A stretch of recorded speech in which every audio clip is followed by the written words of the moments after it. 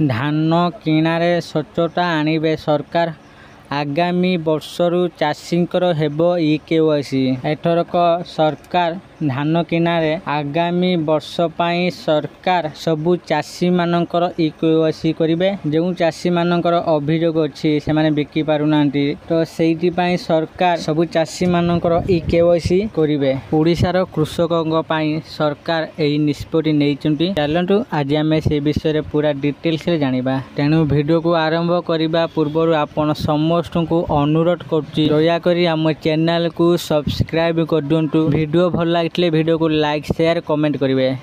चलंतु देरी न करिके वीडियो को आरंभ करिबा। एबे एथर धान किणारे रेकर्ड करिसेंती सरकार। एहा छडा एमएसपी वृद्धि पड़ोशी राज्यर चाषी को ओडिशा प्रति आकृष्ट करिछि। तेनु मिल्स पड़ोशी राज्यरु धान आनी ओडिशा रे बिकिछंती। फଳରେ ओडिशा किछि चाषी धान बिकी पारि नथिबा अभियोग होईछि। एहाको बंद करिबाकू सरकार आगामी वर्ष ठारू चाषी को ई-केवाईसी करिवे।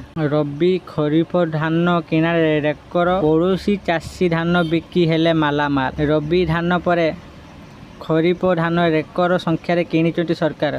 रबी धान 1,14,00,000 मेट्रिक टन रखा जाइथिबा बेले संग्रह होईछि 19 लाख मेट्रिक टन। ओडिशा एकमात्र राज्य भावे समृद्ध कृषक योजना अधीन चाषी को रबी धान क्विंटाल पिछा 31 टंका एमएसपी और इनपुट सहायता बाबद प्रदान करुछि। एथिपाई पड़ोशी राज्यर चाषी आखि पड़िछि ओडिशा उपरे। पड़ोशी राज्य छत्तीसगढ़ रे खरीफ ऋतु रे धान किणा जाउ नथिबारु एही धान बर्गर बिक्री होइतिबा अभियोग करिसेंती चाषी। मिल्स माने सेठारु 1600 टंकार धान किनी ओडिशा रे 300 टंकार धान बिक्री करिसेंती। मिल्स ओ अधिकारी मधु चंद्रिका रे छत्तीसगढ़ धान बर्गर समेत राज्यर विभिन्न जिला को धान जाउची। फଳରେ ओडिशार चाषी धान किणिबारे विलंब होइतिबा अभियोग करिसेंती चाषी। धान किणारे स्वच्छता आणिबे सरकार आगामी वर्षरू चाषी हेबो ई-केवाईसी। धान किणा प्रक्रिया रे स्वच्छता अवलंबन करिबा पाई एवं अन्य पड़ोशी राज्यरू आसुथिबा धान को रोकिबा पाई चाषी को ई-केवाईसी व्यवस्था लागू करिबाकू योजना करिसेंती सरकार।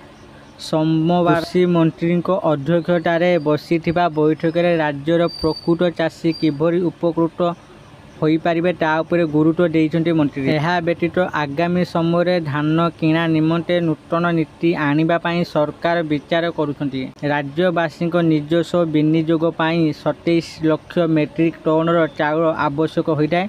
किंतु राज्यर चलित वर्ष खरीफ और रबी धान को मिसाई मोट 93 लाख मेट्रिक टन धान उत्पादन होइछि। एथिरु हाराहारी 63 लाख मेट्रिक टन चाउल प्रस्तुत हेबो, जहा राज्यर चाहिदा ठारू ढेर अधिक। बड़का चाउलर सुपरिचालना पाई मध्य समीक्षा बैठक रे आलोचना करा जायतिला। आपण मानकू ए भिडियोटी भलो लागिथाय दया करी ए भिडियो को लाइक शेयर और कमेंट करिवे।